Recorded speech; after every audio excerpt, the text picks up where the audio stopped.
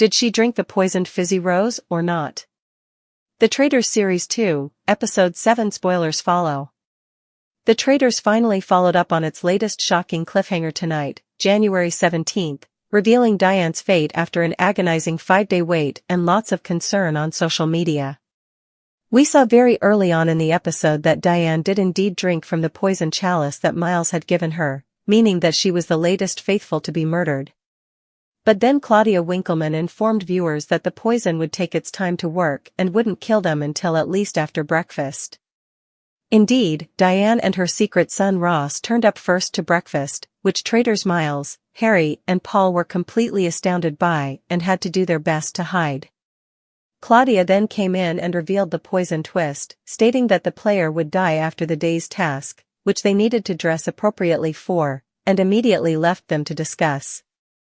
Diane mentioned that she thought it might be her, and wondered if it was a hug or a kiss, before other players mentioned the possibility of it being a poison drink. Luckily for Miles, lots of people had given lots of people drinks. Diane even brought up the fizzy rose to Miles, but as a joke since she didn't believe Miles was a traitor, plus Evie had also given her a drink. The task itself turned out to be a funeral march, with a horse-drawn cart, a wailing choir and veils, with Claudia explaining that they had to decipher clues around the grounds to try and identify the poison player in order to add money to the prize pot, and try to judge from reactions who could be a traitor.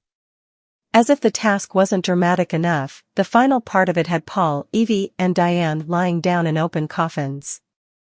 Every other player had to throw a rose into the coffin of the person they thought was poisoned and explain why, before the coffin would close on the victim. Harry used the opportunity to state that Diane was probably murdered by a drink, while Miles was one of only 2 people to throw a rose in Paul's coffin. In the end, Diane received the most roses, and the money was added to the prize pot, although the group weren't exactly cheering about it. During the task, Diane mentioned to a few other contestants that if she died, it was likely Miles who did it, and following the funeral, the consensus was that it was most likely Miles, but potentially Evie.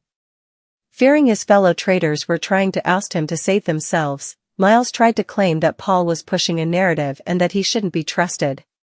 At the round table, he countered Paul's attack with all the suspicions that people like Zach and Jazz had previously aired. Miles couldn't do enough to save himself, and received most of the votes, meaning the second traitor had been banished. Paul started to cry as the players congratulated him, which seemed to cement him as a faithful in many people's eyes, although Harry wondered in a confessional if he was doing too much. "I think it was a war between traitors," he whispered to Zach. While the episode could have ended with us wondering if Paul's time was up, there was still business to attend to. Harry and Paul gathered in the turret and were tasked by Claudia with recruiting a new member. Who will they pick out of Andrew, Zach, Jasmine, or Ross?